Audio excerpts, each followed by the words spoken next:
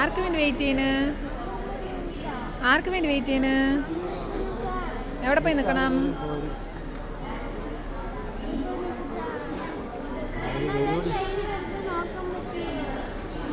വന്നു അതാ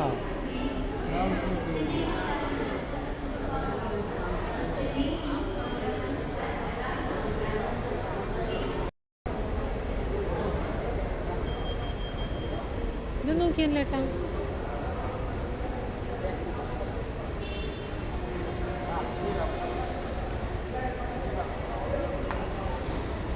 so guys ஏட்டாவோட friend வந்துட்டாங்க. பிக்கப் பண்ணுறதுக்கு போகிறோம்.